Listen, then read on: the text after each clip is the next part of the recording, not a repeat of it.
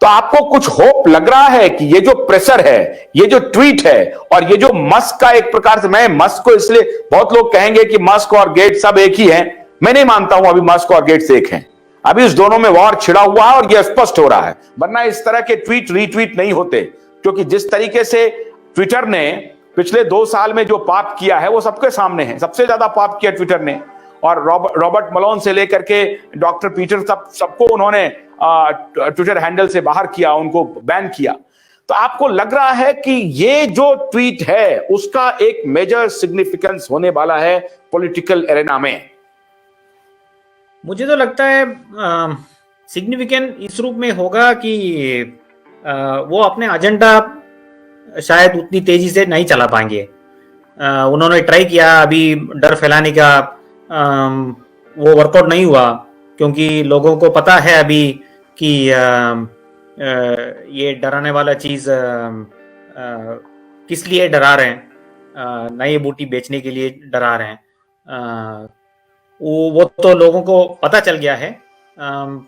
Intake में ये नई बूटी के इनटेक में कुछ इंक्रीज तो था, लेकिन उतना नहीं था, इसलिए उन्होंने वो ये डराने का काम भी थोड़ा कम किया है अभी। मुझे तो लगता है 180 डिग्री टर्न तो नहीं होगा, ये संभव ही नहीं है, क्योंकि पॉलिटिशियंस और साइंटिस्ट भी अपनी गलती मानने के लिए तैयार नहीं रहेंगे।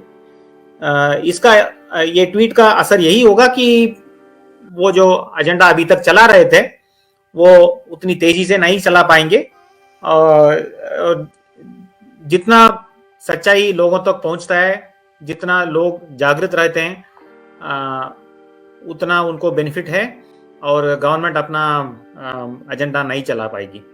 नहीं, जैसे कि यूरोपियन पार्लियामेंट में इंक्वायरी की डिमांड हो रही है, और जर्मनी ने शायद इंक्वायरी इंपोज कर दिया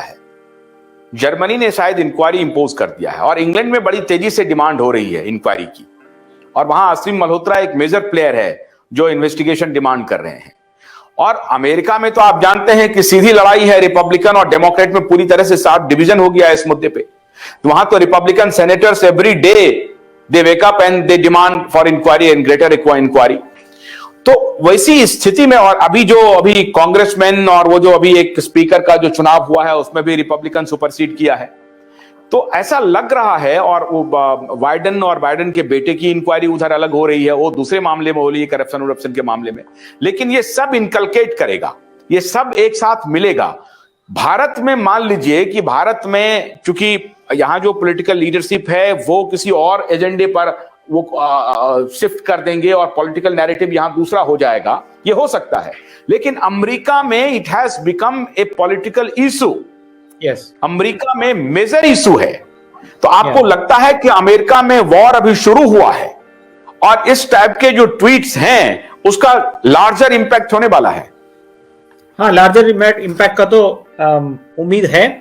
सच्चाई को पूरी तरह दबा नहीं सकते, इसीलिए अभी इसके पीछे जो सच्चाई है वो निकल रहा है। तेजी तो नहीं है, लेकिन कम से कम कम रफ्तार से सच्चाई निकल रहा है।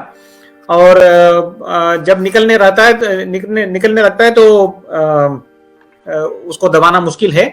कोर्ट्स में भी बहुत सारे डिसीजंस ये नैरेटिव के अगेंस्ट आ रहे हैं, both in US courts as well as Indian courts में भी बहुत सारे डिसीजंस अभी जो रिसेंटली जो आ रहे हैं वो नैरेटिव के अगेंस्ट आ रहे हैं।